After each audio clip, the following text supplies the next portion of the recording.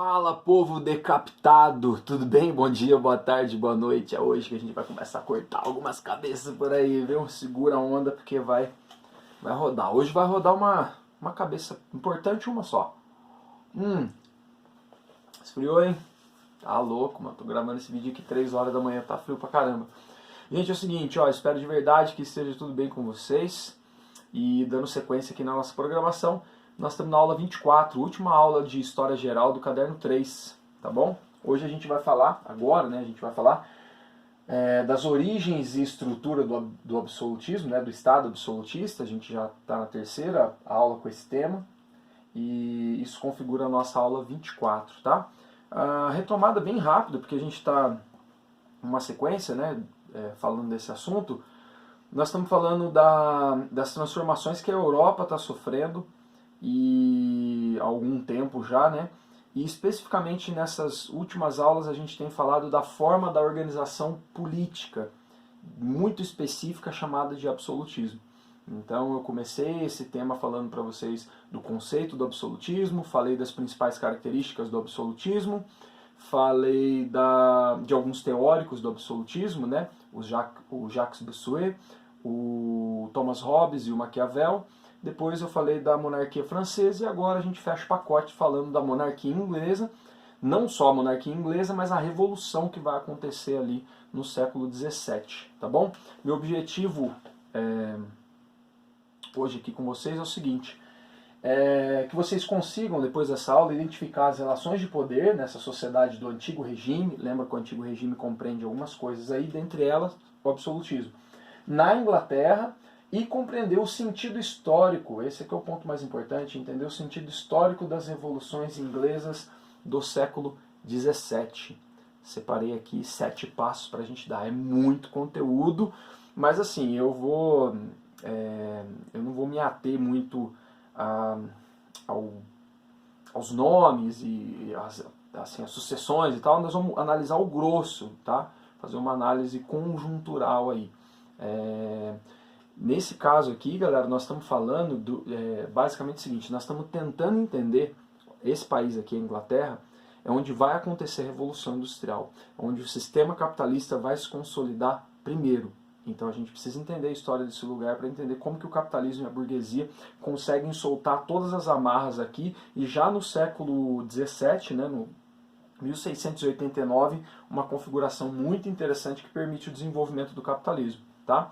Então se você quiser anotar aí no comecinho da sua anotação, fica legal colocar que você está tentando entender, no fundo, por que a Inglaterra com a Revolução Industrial, por que a Inglaterra com o desenvolvimento do capitalismo, por que a Inglaterra com a primeira Revolução Burguesa da história. Já tem um tempo que a burguesia está meio de canto aí, e agora os caras vão querer jogar junto, tá bom?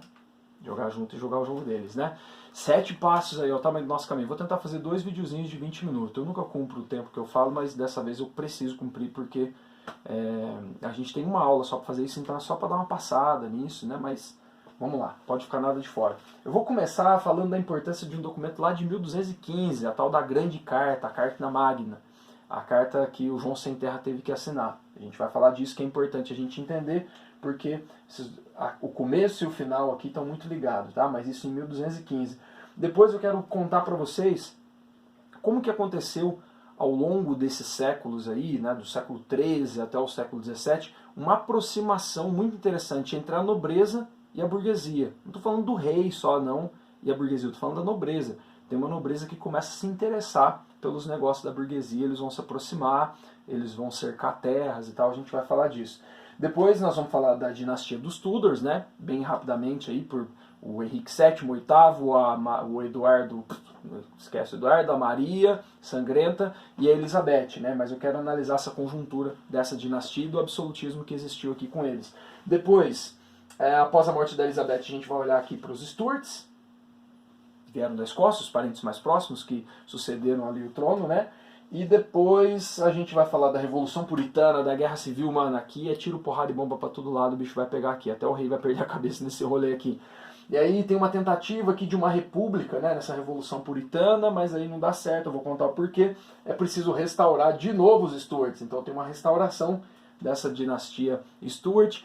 E aí, por fim, o acordo final deles aí, né, desse processo, pelo menos, deixa eu puxar um pouquinho isso aqui, desse processo, pelo menos, que é o tal da Revolução Gloriosa, 1689, Bill of Rights, a Declaração dos Direitos. A gente vai entender tudo isso hoje. Então vocês viram que o caminho é longo, já temos 5 minutos aí, pausinha puxar. Vamos tentar falar devagar? Ah, isso, César, olha o tanto de gente ficou feliz que você falou que vai falar devagar. Então vamos devagar. Primeiro ponto, galera, é o seguinte. A Inglaterra, eu esqueci de colocar um mapa aqui, mas a Inglaterra vocês estão ligados, né? Tá todo mundo ligado nessa altura do campeonato onde está a Inglaterra, a ilha Grã-Bretanha, né? A ilha compreende também ali, hoje, né? Inglaterra, País de Gales e Escócia, isso forma a Grã-Bretanha, né? E se você considerar o Reino Unido, aí tem a Irlanda do Norte lá também. Mas vamos falar aqui de Inglaterra, né? Uma ilha. O que está acontecendo lá? Para a gente não ir tão longe assim, no século XIII, nós estamos ali no contexto da Baixa Idade Média, e aí nós temos uma dinastia no poder lá, uma família que está no poder e tem um monarca. Essa família é a família Plantageneta, o nome é feio assim mesmo. Mas tem um rei famoso aí nessa história, que é o Ricardo Coração de Leão, é o contexto das cruzadas, o Ricardo foi super famoso, tem histórias dele aí e tal, na literatura, nos filmes, enfim. Então, o Ricardo, ele vai para as cruzadas, né? Ele é um rei importante dessa dinastia, só que aí ele morre na volta dessa jornada dele nas cruzadas. E quem assume o trono é o irmão dele, que até então estava sem terra, mas conseguiu uma bocada aí, rezando todo dia para o irmão dele morrer, né? O João Sem Terra, o famoso João Sem Terra, assume o trono da Inglaterra. Essa família é muito importante porque ali eles já começam um processo de centralização monárquica, né? Que a gente já tem falado disso há algum tempo. Só que, no caso do João Sem Terra, você tem uma crise interna nesse momento. O João Sem Terra é um cara que não tem muita habilidade para negociar com os barões, com os nobres, e nesse momento o exército ele ainda não é mercenário. O exército ainda é feito pela nobreza, ou seja, se eu sou um rei como João Sem Terra, que não sabe negociar as crises internas do meu reino, e eu perco o apoio da nobreza, eu perco a minha condição de guerrear, eu perco o meu poder bélico, eu perco o meu exército, eu perco a minha força. E foi isso que aconteceu. O João começou a tomar medidas muito impopulares, aumentar impostos e tal, aquelas coisas de governo atrapalhado. E aí ele não tinha um diálogo muito bom com os nobres. Só que para piorar a história, a França, a poderosa França do Filipe, o Belo, queria invadir a Inglaterra. A rivalidade Inglaterra e França é bem antiga. A França queria invadir a Inglaterra e tentou. E para isso, João Sem Terra precisava se defender. Então, resumindo a história, é o seguinte: o rei precisa ordenar que a galera proteja a Inglaterra da França, só que internamente o rei não abre diálogo com ninguém, não tem um parlamento, não tem um órgão para as pessoas falarem com o rei, para limitar o poder do rei. Ele está governando sozinho.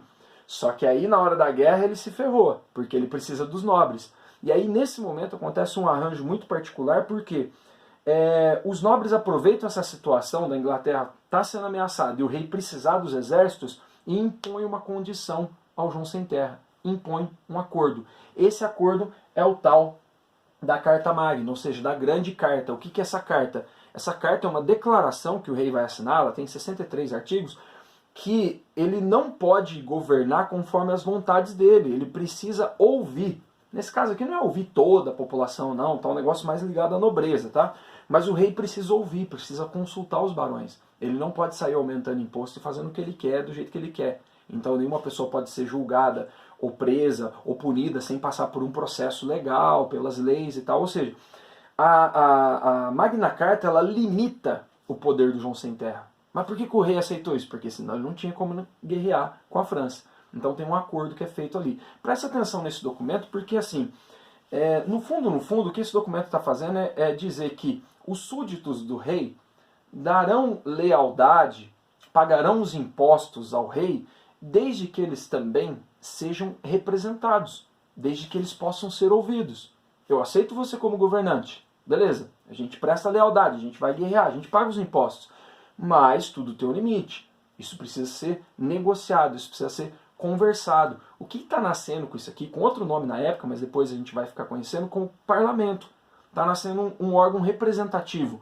O que o acordo está gerando ali é uma representação. Os súditos declaram lealdade ao rei, mas desde que eles estejam representados. Aí essa relação é legítima. Tá? Presta atenção nesse documento porque ele está de pano de fundo de toda a história da Inglaterra e até hoje está valendo essa ideia lá, ok?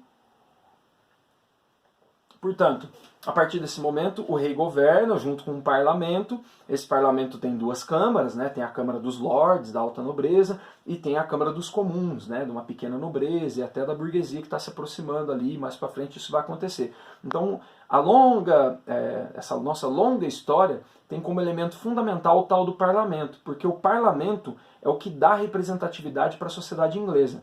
Prestem atenção durante a aula que vai ser assim. Todo monarca inglês que souber negociar com o parlamento e fazer os acordos e tal, que é o representante da sociedade, portanto o parlamento, tem um governo tranquilo.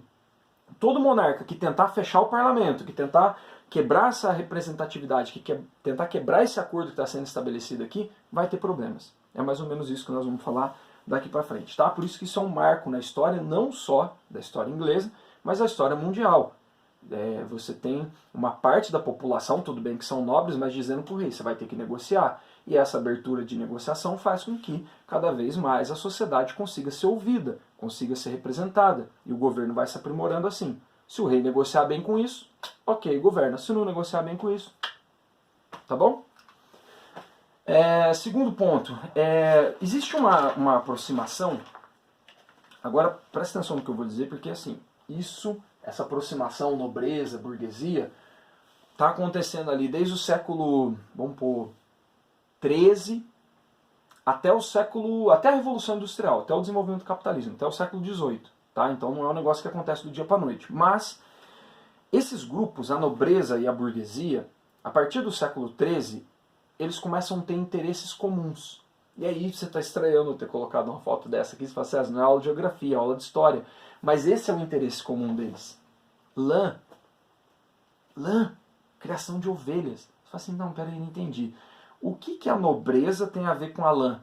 As ovelhas precisam ser criadas para gerar lã. E onde que as ovelhas estão? Na terra de alguém. O que a nobreza... Eu falei ovelhas ou eu falei nobreza? Ih, agora misturei tudo. Onde as ovelhas estão? As ovelhas estão nas terras. De quem são as terras? Da nobreza. É uma característica da nobreza ser proprietário de terra. Ah, entendi. Mas quem processa isso e faz todo o comércio, a ponte, leva isso para a Europa e vende? A burguesia. É um grupo de comerciantes. Então um precisa vender a lã e os tecidos que são feitos com isso, né? Os novelos lá, tal, as linhas para produzir tecidos e tal. Agora, o outro grupo pode criar as ovelhas para fazer isso. Então você tem uma aproximação desses dois grupos. Um domina o comércio, o outro domina a terra. E essa questão do tecido e da lã é fundamental aí para as manufaturas que vão surgir, para o desenvolvimento do capitalismo na Inglaterra. Então nós temos uma aproximação precoce, isso não aconteceu em outros lugares, entre a nobreza e a burguesia. Podemos dizer, você pode anotar isso, que acontece um processo, nesse meio tempo aí, do século XIII até o século XVII, acontece um processo de aburguesamento da nobreza. A nobreza começa a se interessar por negócios, por empreendimentos. Tudo bem, empreendimentos rurais, né? Terras, expandir as terras, criar mais rebanho de ovelha e tal, mas a nobreza começa a se interessar por esses empreendimentos. Então ela está indo para o lado também dos interesses daquilo que a gente vai chamar de capitalismo. Então pode colocar um aburguesamento da nobreza.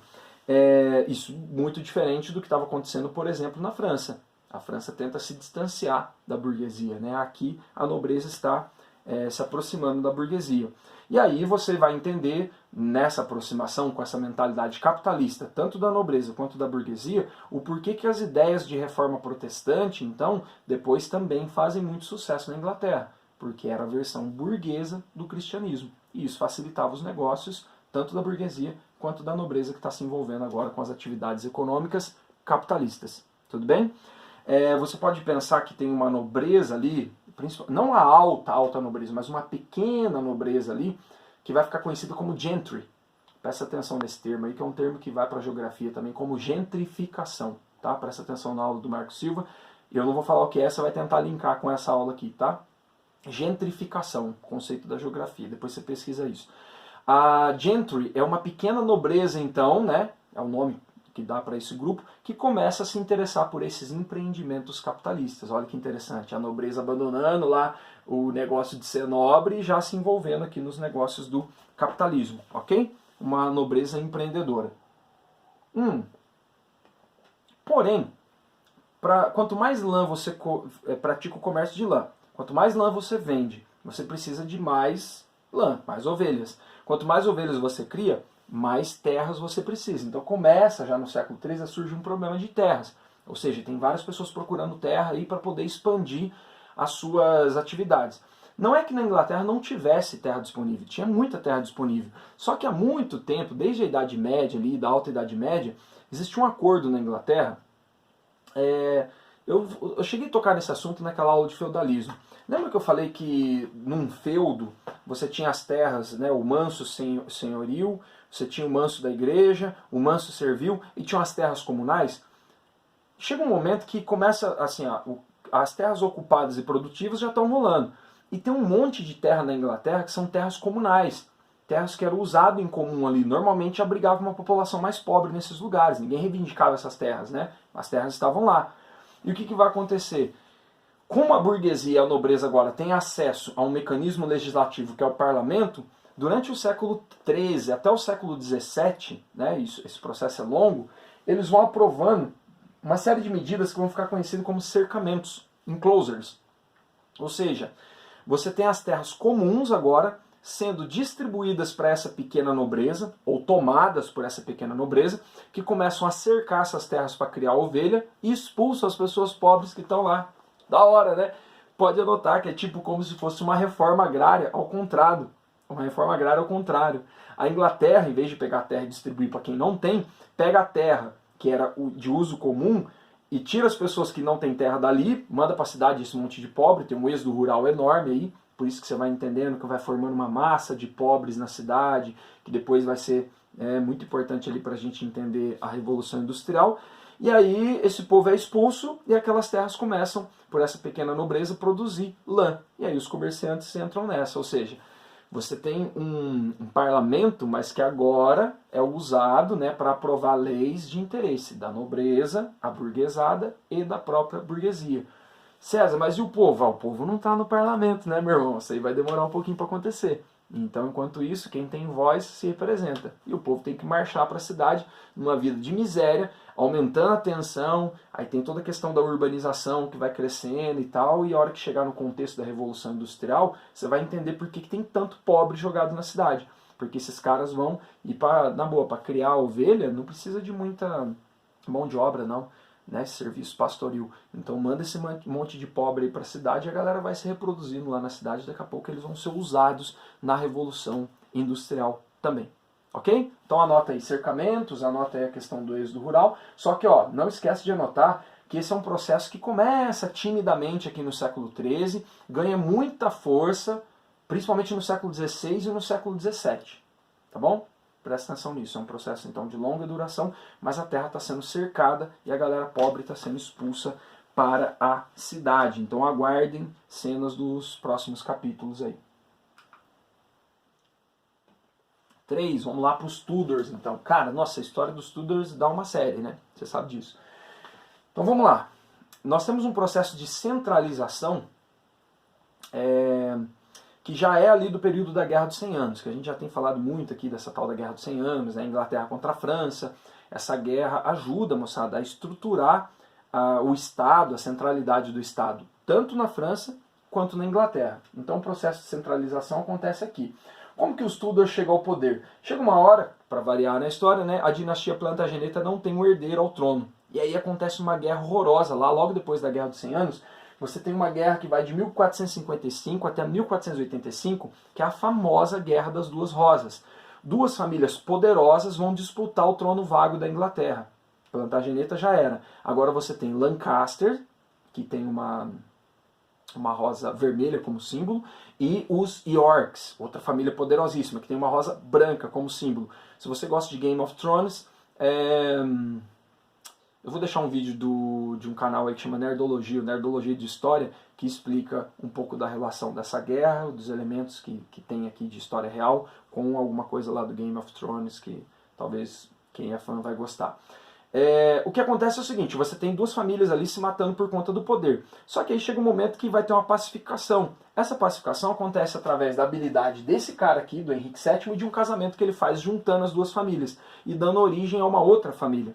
Então, nessa disputa aqui da Guerra das Duas Rosas, tanto é que o símbolo dos Tudors, né, é uma rosa vermelha com uma branca no meio, né, ela junta as duas rosas. O Henrique VII tem a habilidade de eliminar alguns inimigos, lógico, mas através de um casamento dar uma pacificada ali na Inglaterra e colocar uma nova dinastia no poder. Então, sempre que aparecer os Tudors para vocês nas provas, se você quiser curiosidades desse processo, todos os detalhes, aí a gente precisa estudar isso, né? Mas para o vestibular é o seguinte, tanto a Guerra dos 100 Anos, quanto essa rivalidade da Guerra das Duas Rosas, né, vão gerar uma centralização. E a família da centralização, a família da estabilidade, vamos dizer assim, pelo menos por enquanto, é a família Tudors, tá? É esse cara aqui do Henrique VII, ó, já tem o Henrique VIII aqui do lado, o Eduardinho aqui não conta, a Maria e a... coitado do Eduardinho. A Maria e a Elizabeth.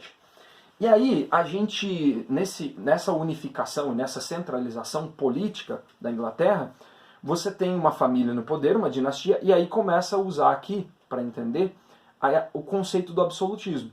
Você tem um monarca forte, com poder centralizado, só que ele está dialogando com a nobreza que já existia, tanto a alta nobreza quanto a pequena nobreza, que está interessada nos negócios também. Ele está dialogando com a igreja, que por enquanto aqui no Henrique VII, até chegar no oitavo aqui, é a igreja católica, a Inglaterra era católica.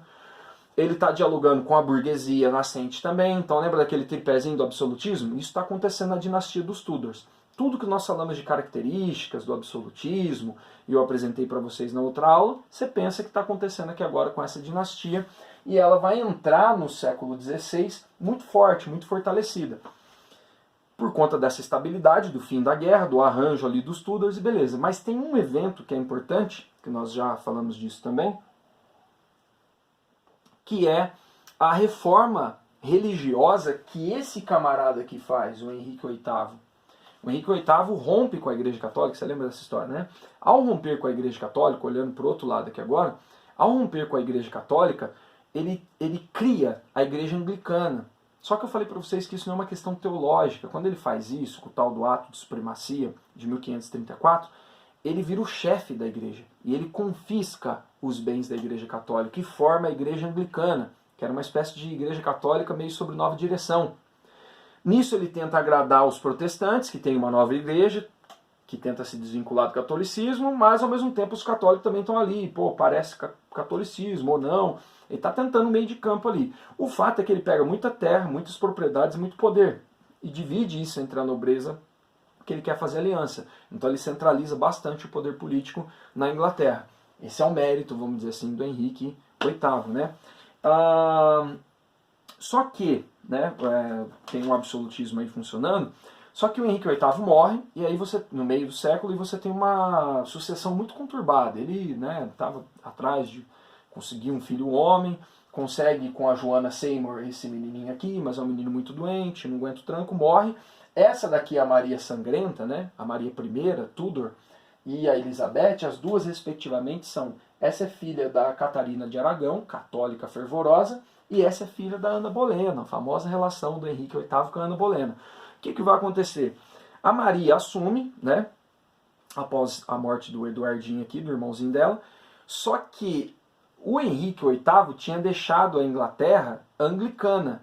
E a Maria I, a Maria Sangrenta, ela é católica, e aliás católica fervorosa. Ela começa com um processo de perseguição contra aqueles que são considerados uma ameaça para a Igreja Católica. Olha só que rolo. Em poucas décadas, o rei pega, rompe com a Igreja Católica, o Henrique VIII, faz uma outra igreja e cria um contexto protestante. A hora que isso está rolando, o rei morre, a filha dele vem, ela é católica, ela volta com o catolicismo como religião oficial e começa a perseguir a galera que estava, os protestantes, os puritanos, ou os protestantes, vamos chamar assim. Lá você tinha presbiterianos e puritanos. Os presbiterianos eram muito radicais, e os puritanos eram mais radicais, queria descer as raízes, né, do calvinismo e tal. Bom, por isso que ela fica conhecida como Maria Sangrenta. Muita gente fala que é por causa do tumor que ela teve, que ela apodreceu por dentro e morreu e tal, né?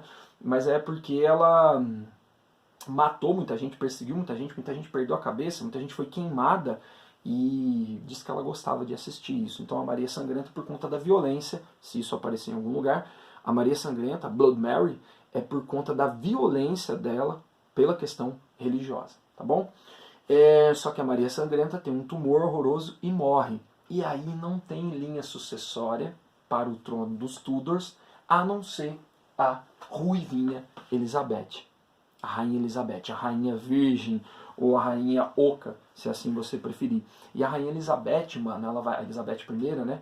Ela vai governar de 1559 até 1603. É longo o rolê dela, é o Dom Pedro deles lá, né, mano? Ela vai governar todo esse tempo, e ela é a última da dinastia Tudor, né? Ela não vai casar, não é verdade que ela era virgem, provavelmente não, mas isso é fofoca histórica e tal. Mas assim, ela, num determinado momento, ela decide não casar e diz que ela vai casar com a Inglaterra só. E que ela vai dedicar a vida dela à Inglaterra. E a dinastia dela vai morrer com ela em 1603. Mas antes dela morrer, ela faz muita coisa importante. Ela assume a Inglaterra num contexto muito ruim. Ela elimina alguns focos ali bem radicais católicos. Ela volta com o anglicanismo como religião oficial. Só que o anglicanismo dela, ela faz algumas reformas, mas também ela não desagrada tanto os católicos. Ela faz uma conciliação interessante. Ela tem uma habilidade pessoal muito interessante, é bem assessorada também. Então ela consegue fazer uma conciliação religiosa ali, que não desagrada tanto os católicos e nem tanto os protestantes. É lógico que os católicos mais radicais querem que ela se exploda e os protestantes mais radicais também querem que ela se exploda. Os católicos, os protestantes mais radicais, vai chegar um momento que eles vão começar a sumir daí, porque tem colônias, né, nos Estados Unidos, o que vai ser os Estados Unidos depois, e aí os puritanos, os mais chatos e radicais, já começam um processo de emigração no século, principalmente no século XVII, né? Mas enfim, vamos lá. A Rainha Elizabeth, você pode colocar aí que é o auge do absolutismo inglês, né? Ela está vivendo o melhor momento, a era de ouro, né, da Inglaterra acontece na mão dela. Ela estimula bastante o comércio, ela se aproxima bastante da burguesia, dessa nobreza aburguesada. Ela consegue dialogar até com a alta nobreza também, resolve a questão da igreja.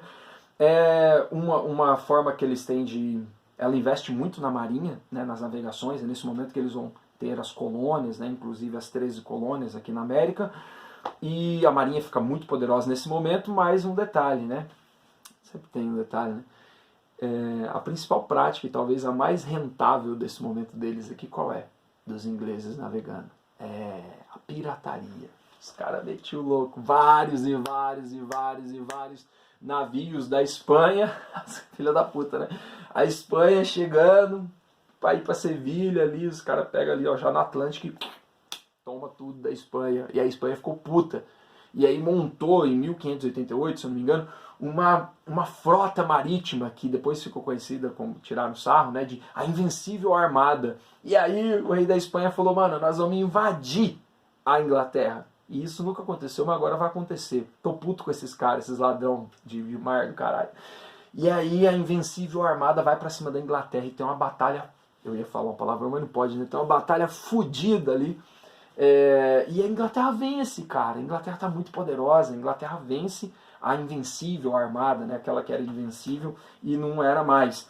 E estabelece colônias e começa a ter riqueza com essas colônias também, com a pirataria e tal. Então, assim, o momento ali da Elizabeth é muito, muito interessante mesmo. Assim, ela é uma rainha muito poderosa que marcou bastante a monarquia inglesa, né? E em homenagem a ela, você tem a Virgínia, né? Que é homenagem à Rainha Virgem, a Virgínia, que depois nas 13 colônias e muita gente vai para lá. Beleza? Na mão da Elizabeth, para finalizar esse vídeo aqui e fazer a outra parte do finalzinho, na mão da Elizabeth, portanto, Elizabeth I, da família Tudors, vai ser a última, ela vai morrer agora, em 1603, a Rainha Oca, né, não deixou um herdeiro, vai ter que ter uns parentes mais próximos aí assumindo o trono, mas ela viveu o auge do absolutismo. O jogo do absolutismo na mão dela funcionou muito bem. Lembra que eu falei que uma das características do absolutismo é justamente a habilidade também pessoal do governante? E essa menina aí, essa moça, essa senhora foi zica pra caramba. Ela soube negociar, descer a mão quando tinha que descer, afagar quando tinha que afagar, ela soube fazer a negociação perfeita, e lógico que a reforma religiosa que foi feita ali, que o pai dela fez e ela deu continuidade, incentivou essa mentalidade capitalista, né? Esse sentimento capitalista e esse cristianismo aburguesado lá também. Isso facilitou bastante o desenvolvimento econômico da Inglaterra, beleza? Então o absolutismo está funcionando, né? Tem o diálogo com o parlamento, ela soube fazer isso, o diálogo com a igreja e tal, o absolutismo está funcionando. Mas a rainha Elizabeth I, a ruivinha, a rainha virgem, a rainha oca, comete um erro histórico. E você sabe qual que é, né? Morreu. E não ficou ninguém no lugar dela, vai ter que vir uns parentes dela lá da Escócia, mas isso fica pro próximo vídeo. Até já!